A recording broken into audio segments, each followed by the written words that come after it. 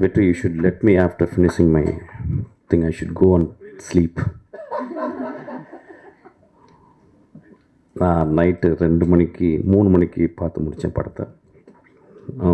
After that 6:30 மணிக்கு bell வச்சு அவன் தூங்கவே இல்லை.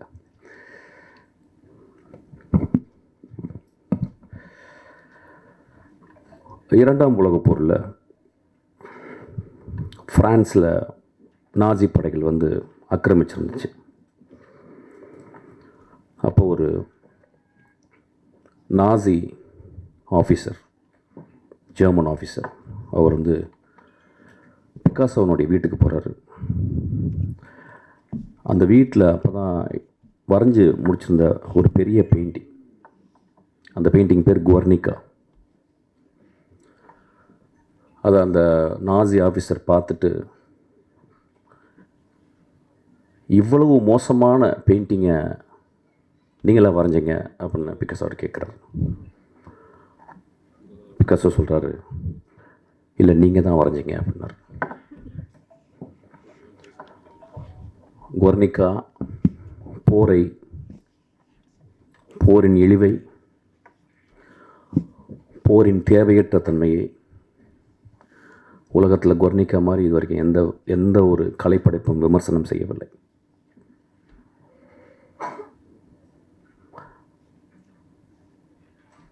இதை நான் வயலன்ஸ் அப்படின்ற ஒரு புக்கில், ஜிசக்குடைய புக்கில் இப்போ நான் சமீபத்தில் படித்தேன். இந்த மேடையில் என்ன பேச வர போகிறேன் அப்படின்ட்டு வழக்கம் போல் நான் என்ன பேச போகிறேன் எனக்கு தெரியல. It is going to be whatever comes, it's going to be again a performance. But it will be a very very calm performance, not a very agitated performance.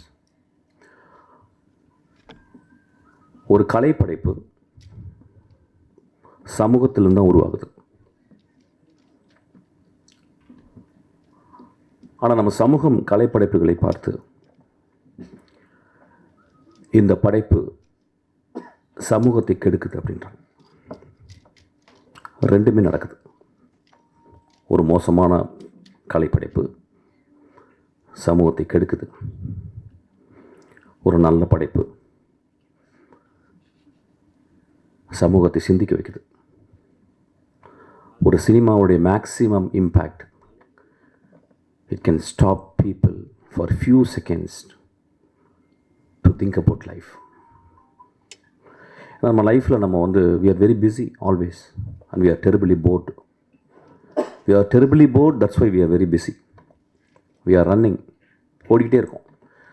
அப்போ ஒரு தியேட்டருக்குள்ள ஒரு 2.5 மணி நேரம் போய் உட்காந்து ஒரு படத்தை பார்க்கும்போது, அந்த படம் பார்க்கும்போது நம்மளுடைய சித்தாந்தங்கள், நம்மளுடைய ஐடியாலஜிக்கல், நம்மளுக்கு பிடித்தவை, நம்ம சின்ன வயசுலேருந்து வளர்ந்த நம்மளுக்கு அப்பா அம்மா, இந்த சமூகம், மதம், ஜாதிகள் சொன்ன இந்த சித்தாந்தங்களை அந்த கலைப்படைப்பு கேள்வி கேட்கும்போது, எதிர்க்கும்பொழுது நம்மளுக்கு பெரிய கோபம் வருது. இந்த கோபம் நியாயமுமானது தான். இந்த கோபம் நியாயமானது. ஆனால் நம்ம நல்லா புரிஞ்சுக்கணும், அந்த கலைப்படைப்பை எடுக்கிற அந்த மனிதன் எப்படியாப்பட்ட படைப்பை எடுத்திருக்கான் பாருங்கள். இந்த 100 வருஷத்தினுடைய தமிழ் சினிமாவை நீங்கள் ஒத்து பார்த்தீங்கன்னா, ஒரு சல்லடையில் போட்டு சலித்து பார்த்தீங்கன்னா எத்தனை படங்கள் தேரும், எவ்வளவு கோடிகள் ஒழுக்கமில்லாத படங்களுக்கு நம்ம கொட்டியிருக்கோம், எத்தனை மோசமான படங்களை நம்ம பார்த்து கைத்தட்டியிருக்கோம், விசில் அடிச்சிருக்கோம். அப்போ நம்ம மனசுக்குள்ளே கொஞ்சம் தர்மத்தோடு பேசணும்னு, விமர்சனம் செய்வதற்கு எல்லோருக்கும் உரிமை உண்டு. ஒரு சொசைட்டியில் எவ்வளவு விமர்சனம் இருக்கோ அந்த அளவுக்கு சொசைட்டி ஹஸ் காட் அ ஃப்ரீடம்னு புரிஞ்சுக்கணும். ஆனால் அந்த விமர்சனம்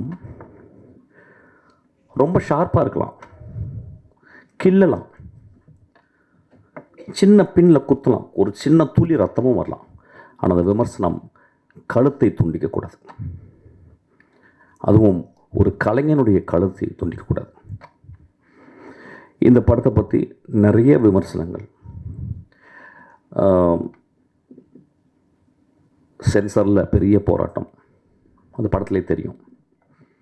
There are many places it is choppy. I could see that it was chopped. அதை சென்சார் பண்ணுறதுக்கு உரிமை இருக்குது. அந்த சென்சாரில் இருந்த மனிதர்கள் அதை பண்ணுறதுக்கு உரிமை இருக்குது. அப்படியே அந்த படம், அந்த கலைப்படைப்பு கொஞ்சம் தப்பிச்சிருச்சு. நான் கலைப்படைப்புன்னு நீங்கள் என்ன சொல்லணும்னா, நான் வருஷா பண்ணது மட்டும் கலைப்படைப்புன்னு சொல்ல, எல்லா படங்களும் சொல்கிறேன். எல்லா தோக்குற படங்களும். என் ஆஃபீஸ்க்குள்ள ஒரு அசிஸ்டன்ட் டைரக்டர் வந்தான்னா, என்னப்பா அப்படின்னா, நான் அசிஸ்டன்ட் டைரக்டர் ஆகணும்னு சொல்லும்போது எனக்கு அவன் மேலே ரொம்ப மரியாதை வந்துடும். ஏன் 2000-3000 தொழில் இருக்கும்போது ஒரு இளைஞன் நான் சமூகத்திற்கு கதை சொல்லணும்னு வரானே, அவன் எவ்வளோ பெரிய கலைஞன். அவனுக்கு சொல்ல தெரியுதோ இல்லையோ, அவனுக்கு சொல்ல வருதோ இல்லையோ, அவனால் சொல்ல முடிஞ்சதோ இல்லையோ, 30 வருடங்கள் ரோட்டிலே இந்த தெருவுகளில் வேஸ்ட் பண்ண, இந்த டீ கடையில் வேஸ்ட் பண்ண அசிஸ்டன்ட் டைரக்டர் எனக்கு தெரியும். என்னை விட வெற்றிமாறனோட அறிவான, ஆழ்ந்த சிந்தனை உள்ள, அன்பினால் உருவாக்கப்பட்ட அவ்வளவு மேன்மையான அசிஸ்டன்ட் டைரக்டர்கள் இந்த ரோடுகள் சாவடித்திருக்கு. அப்போ ஒரு படத்தை நம்ம பார்க்க போகிறோம். இந்த படத்தை எழுதின இந்த குழந்தை ரொம்ப நாளைக்கு வந்து ஒரு கூட்டம் தான் வெற்றி. எனக்கு அந்த குழந்தைய முத சேரும்போது அப்போ எத்தனை கூட்டு இப்பயும் வளரல, இவ்வளோ தான் வந்திருக்கா. அப்போ வரும்போது நான் பார்த்தேன் அந்த பொண்ணு. எப்பயுமே பொண்ணுங்க சினிமாவுக்கு வரும்போது அவ்வளோ சந்தோஷமாக இருக்கும். ஏன்னா ஆண்களால் அழுத்தப்பட்ட மோஸ்ட் மேல் சவனிஸ்டிக் ஏஜென்சி அப்படின்னா ஐ வுட் கால் சினிமா. அப்போ அதில் ஒரு பெண் வர்றா. ஒரு பூ முட்கள் கூட நடந்து வருது. அப்போ நான் அந்த பொண்ணை பார்த்து, இந்த பொண்ணு நல்லா பிரைட்டாக இருக்கான் வெற்றி அப்படின்னு 2-3 புத்தகம் கொடுத்தேன். அதை வெற்றி நேற்று எனக்கு சொன்னான். ஆக்சுவலாக இந்த படத்தை பார்க்க போகிறீங்க. இந்த படத்தை 50% பிடிக்க போகுது, 50% பிடிக்காமல் இருக்க போகுது. இதுதான் ஒரு திரைப்படம் செய்ய வேண்டிய வேலை. ஒரு திரைப்படத்தை 100% நல்லா இருக்குன்னு சொல்லிட்டா அந்த படத்தில் உண்மை இல்லைன்னு அர்த்தம். ஒரு படத்தில் 100% நல்லா இல்லைன்னா அது கலைப்படைப்பு சரியாக எடுக்கப்படவில்லை என்ற அர்த்தம். ஒரு படம் 50 விழுக்காடு நல்லா இருக்குன்னு சொன்னாலும் 50 விழுக்காடு நல்லா இல்லைன்னு சொல்லணும், அது நல்ல கலைப்படைப்புன்னு நான் புரிஞ்சுக்கிறேன். ஒருவேளை இந்த படம் அந்த 50 விழுக்காடு நல்லா இருக்குன்னு சொன்னவங்கள மனசுக்குள்ளே வச்சுட்டு 25 விழுக்காடு மட்டும் நல்லா இருக்குன்னு சொல்லலாம். ஸோ 75 விழுக்காடு இந்த படத்தை நிராகரிக்கலாம். ஆனால் அந்த படத்தினுடைய நியாயத்தை நீங்கள் பார்க்கணும். இந்த படத்தை நேற்று இரவு நாங்கள் ஒரு 6 பேர் பார்த்தோம், 5 பேர் பார்த்தோம். அந்த படத்தை பார்த்து முடித்த உடனே லைட் போட்டு வெற்றி எனக்காக வெயிட் பண்ணிகிட்டே இருந்தான். அப்புறம் தூங்கிட்டான். வெற்றி என்னை மாதிரி தூங்காதவங்க கிடையாது, கரெக்டாக தூங்கிடுவான். ஆனால் அதுக்கப்புறம் நான் ஒரு 3 மணிக்கு ஒரு 2:30 மணிக்கு எழுப்பி பேசினேன். அப்போ அந்த படம் முடிஞ்ச பிறகு என் அசிஸ்டன்ட் டைரக்டர் வந்து ஒரு நீண்ட விவாதம் பண்ணாங்க. அந்த விவாதத்தில் வந்து இரு அணியாக மாதிரி எனக்கு பிடிக்கல சார், எனக்கு பிடிச்சது சார் அப்படின்னு ஒரு பெரிய விவாதம் வந்துச்சு.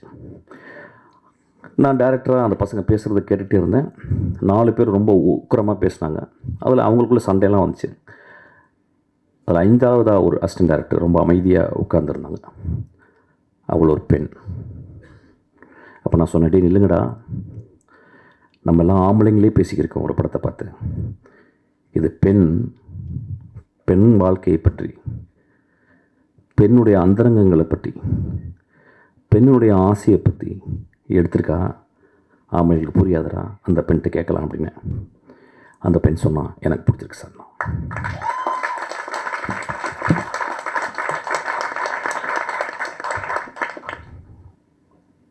இந்த படத்தை ஏன் வந்து வர்ஷா பேட் கேர்ள்னு வச்சா, ஏன் குட் கேர்ள்னு வைக்கல? அது கொஞ்சம் ஒத்து பார்க்கணும்.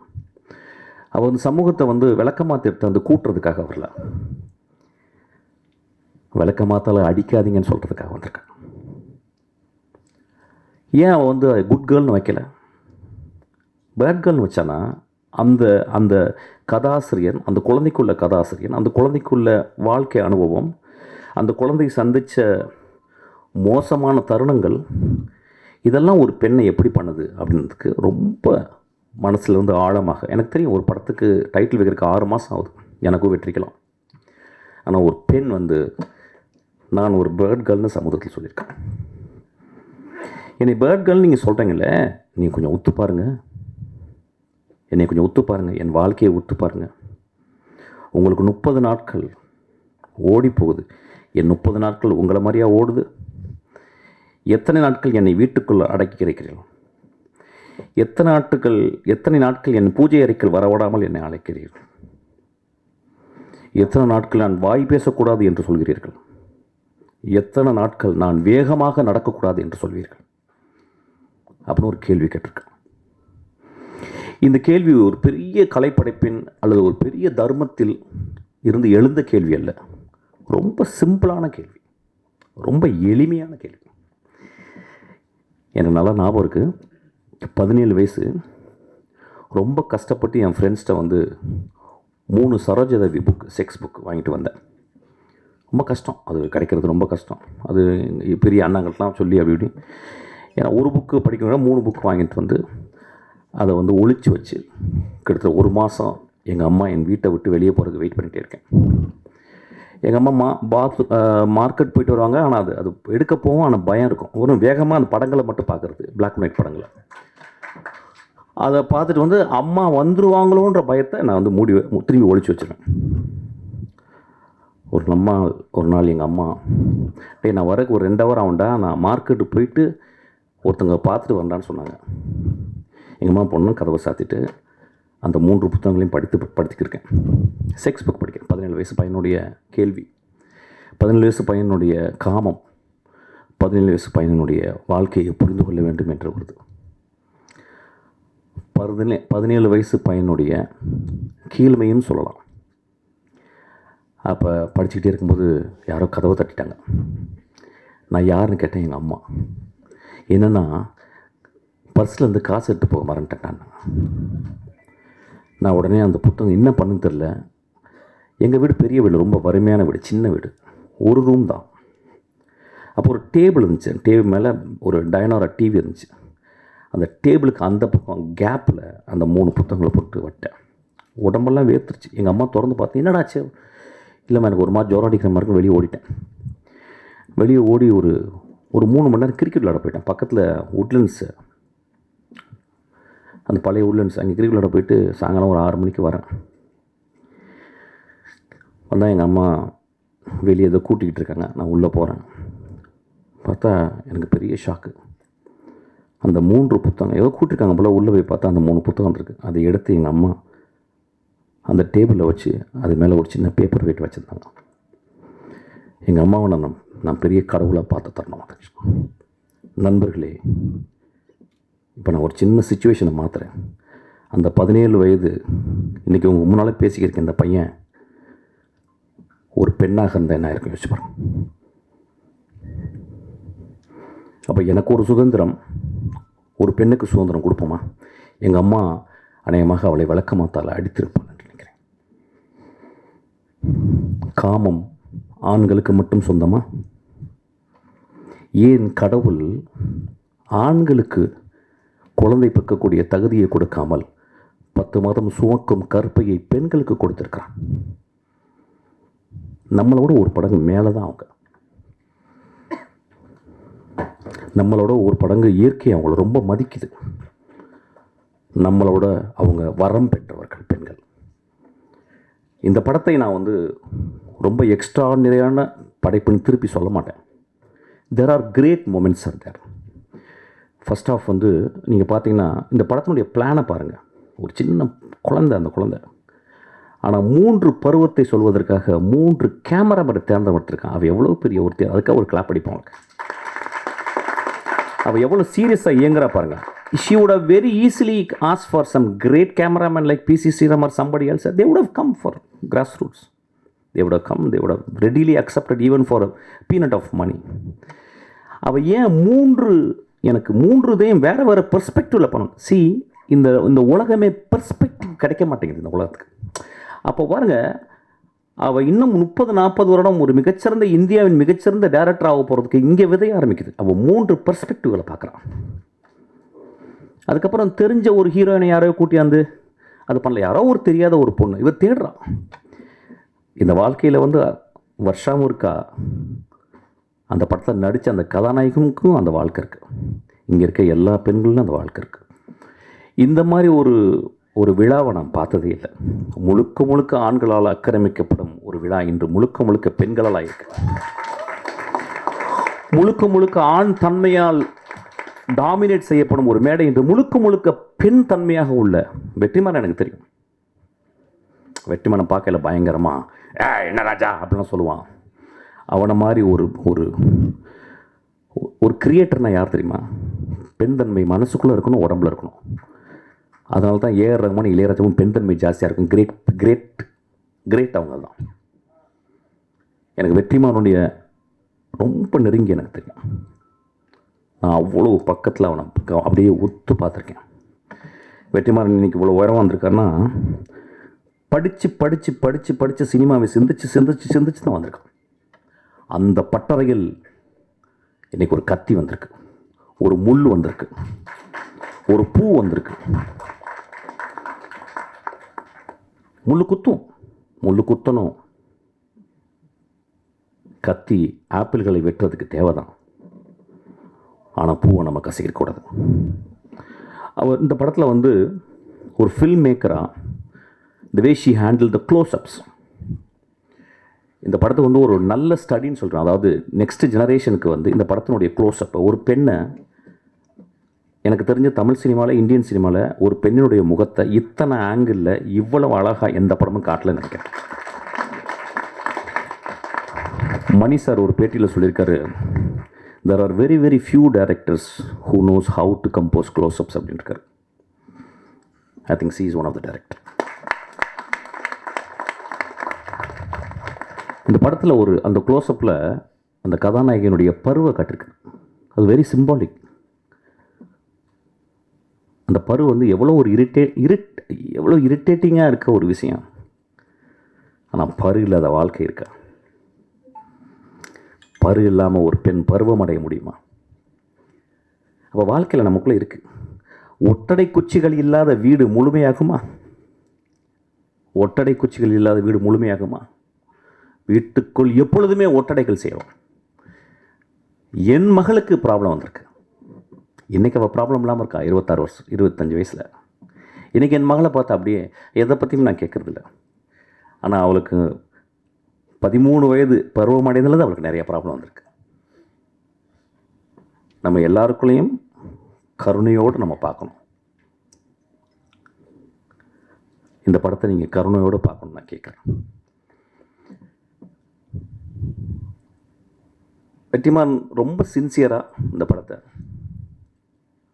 தயாரிச்சிருக்கான். அவன் நினச்சிருந்தா யாரோ ஒரு பெரிய டேரக்டர் கூப்பிட்டு, நான் இவ்வளோ காசு போடுறேன், எனக்கு இவ்வளோ சம்பாதிச்சு கொடுக்குற மாதிரி ஒரு படம் எடுத்து கொடுக்குறேன்னு சொல்லலை. எனக்கு காசு வேணாண்டி வருஷம், உன் இதயத்துலேருந்து ஒன்று எடுத்திருக்கேன், அதுக்காக அதை வச்சுக்கடி, நான் கஷ்டப்பட்டு சம்பாதிச்ச பணத்தை கொடுத்துருக்கேன், அதுக்காக அவனுக்கு கொடுக்குறேன். இந்த படம் நீங்கள் பார்க்கும்போது உங்களுக்கு சில நேரங்களில் சந்தோஷத்தை ஏற்படுத்தலாம், சில நேரங்களில் வருத்தத்தை ஏற்படுத்தலாம். இது ரெண்டையும் அந்த தியேட்டருக்குள்ளேயே பார்த்துட்டு வெளியே வாங்க. கொஞ்சமாக திட்டுங்க வருஷாவை. இப்போ என்னையெல்லாம் நல்லா கெட்ட வார்த்தையில் திட்டுவாங்க. நான் ஏதாவது பேட்டி கொடுத்தேன்னா கீழே அவன் என்ன பூவா, அவன் என்ன, அதுவும் சொல்லக்கூடாது. ஆக்சுவலாக நிறைய கெட்ட வார்த்தை எனக்கு அது ரொம்ப பிடிக்கும். எனக்கு சம்படி ஐ ஃபீல் வெரி ஆர்கசமிக்காக எனக்கு நான் ஃபீல் பண்ணுவேன். அது வெரி மேசோகிஸ்டிக் நான் ஆக்சுவலாக. அந்த குழந்தைய அப்படி திட்டாதீங்க. அந்த குழந்தை ஒரு பெரிய வைரம். ஒருவேளை தமிழில் இந்தியாவில் முதல் ஆஸ்காரவை வாங்கலாம்.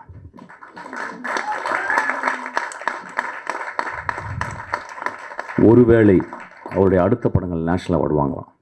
வெற்றிமாறன் போல. அவன் ஏன் இந்த படத்தை சொல்லான்னு நீங்கள் பார்க்கணும். ஏன் சொல்கிறான்? அவன் ஏன் சார் ஓப்பன் பண்ணால் ஒருத்தர் வரீங்க சார், அப்படியே ஆடுறீங்க சார், விசில் அடிக்கிறீங்க சார், ஒரு 2 பொண்ணு உங்களை லவ் பண்ணுது சார், ஒரு அம்மா சென்டிமெண்ட் சார், அதுக்கப்புறம் மிஷ்கின் சார் படத்துலேருந்து வர மாதிரி ஒரு குத்துப்பாட்டு சார், அதுக்கப்புறம் ஒரு ஒரு 300 பேர் அடிக்கிறீங்க சார், அப்புறம் சார் அப்புறம் எதுக்கு பார்த்தீங்கன்னே தெரியாமல் நீ வெளியே போயிடணும் சார் சொரிஞ்சுக்கிட்டே. இப்படி கதை பண்ணலை.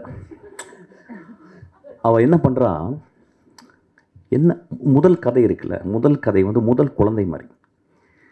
அதனால மோஸ்ட் ஆஃப் த டைம்ஸ் சவல குழந்தைங்கள தான் வரும். ஆனால் அந்த குழந்தைய ரொம்ப பத்திரமாக முதல் குழந்தை எந்த குழந்தை பெக்கணும்னு எடுத்து பெற்றிருக்கான் அந்த தாய். அந்த படம் ரிஸ்க்கு தான். அவள் தான் பெருந்தாய். ஏன்னா அவள் சமூகத்தை ஏமாற்ற வரல. சமூகத்தில் அப்படி சுரண்டி கொடுத்து, அப்படி வருடி கொடுத்து, அப்படியே எண்ணெயை வந்து அப்படியே இறகுல தொட்டு வருடி கொடுத்து நான் படத்தை ஹிட் பண்ணி, நான் அடுத்தது வந்து இதில் 25 லட்சம், அதில் 40 லட்சம், அடுத்தது 2 கோடி ரூபாய் போகணும் அப்படின்னு அவள் என்ன இல்லை. அவள் தன்னை சுருக்கி கொண்டு ஒரு நத்தை போல் சுருங்கி தன் வாழ்க்கையை முதல் நாள்லேருந்து 32 வயசு வரைக்கும் என்ன நடந்துச்சு அப்படின்றத ஒரு கேமரா வச்சு எடுத்திருக்கா. அதை அந்த எடிட்டர் அம்மா கட் பண்ணி 1 ஹவர் 55 நிமிஷம் கொடுத்துருக்காங்க உங்களுக்கு. It was her own life R it was her own dearest friends life. அதை நம்ம ரெஸ்பெக்ட் பண்ணணும், அதை நம்ம புரிஞ்சுக்கணும். நல்லா யோசிச்சு பாருங்கள், எவ்வளவு மோசமான படங்களை நம்ம பார்க்கணும். அந்த படத்தை நம்ம குழந்தைங்களை கூப்பிட்டு பார்க்க முடியுமா? நம்ம மனைவியை கூப்பிட்டு போய் பார்க்க முடியுமா? நம்மளுடைய தங்கச்சியை கூப்பிட்டு போய் பார்க்க முடியுமா? எவ்வளவு விரசமான, எவ்வளவு மோசமான இந்த படத்திலும் விரசம் இருக்கிறது. அந்த விரசத்தில் விரதம் இருக்கிறது. அந்த விரசத்தில் தெய்வீகத்தன்மை இருக்கிறது. ஒரு குழந்தையினுடைய படத்தை நீங்கள் பாருங்கள். இது ரொம்ப முக்கியமான படம்னு நான் சொல்ல மாட்டேன். ஆனால் நிறைய சாக்கடைகள் படங்கள் எடுக்கிற இடத்துல இது ஒரு சந்தனக்கட்டை.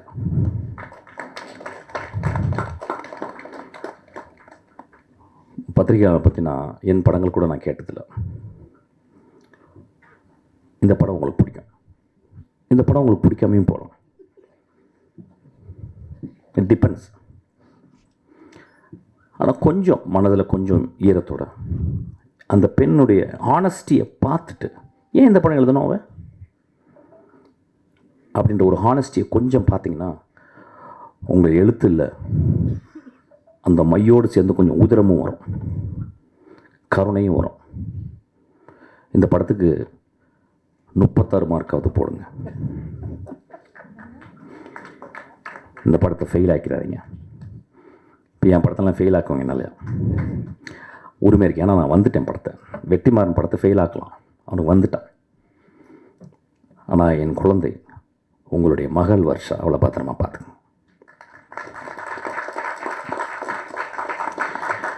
தேங்க்யூ. ரொம்ப அமைதியாக பேசிட்டேன்ல. ஓகே, அடுத்து நான் ஒரு ரிக்வெஸ்ட். இதுதான் கான்ட்ரவர்சி. இது வெற்றிக்கு ரொம்ப நாளாக வாடிவாசல் வரணும்னு எதிர்பார்க்குற ஒரு ஆடியன்ஸில் நானும் ஒருத்தன். ஏன்னா கிட்டத்தட்ட 60 வருடங்கள் தமிழில் இலக்கியம் என்று கருதப்படுகிற ஒரு பொன்னியின் செல்வனுக்கு 60 வருஷத்துக்கு அப்புறம், 65 வருஷத்துக்கு அப்புறம் மணிரத்னம் சார் அதுக்கு உயிர் கொடுத்தாருன்னா அதுக்கு ஒரு வேறு வெர்ஷன் ஆஃப் ஒரு மீடியத்தில் கொண்டு வந்து அது ஒரு எக்ஸ்ட்ராஆர்டினரி விஷுவலாக ப்ரெசென்ட் பண்ணார். அந்த மாதிரி 60 வருஷமாக என்று தமிழில் கருதப்படுகிற ஒரு கிளாசிக் என்று கருதப்படுகிற ஒரு வாடிவாசல், அது எடுக்கக்கூடிய ஆப்பர்ச்சுனிட்டி வெற்றிமாறனுக்கும் சூர்யாவுக்கும் தானுசாருக்கும் வந்துச்சு. எனக்கு வெற்றிமாறனை பற்றி தெரியும். கடும் உழைப்பன்னு சொல்ல மாட்டேன், பெரும் உழைப்பாளி.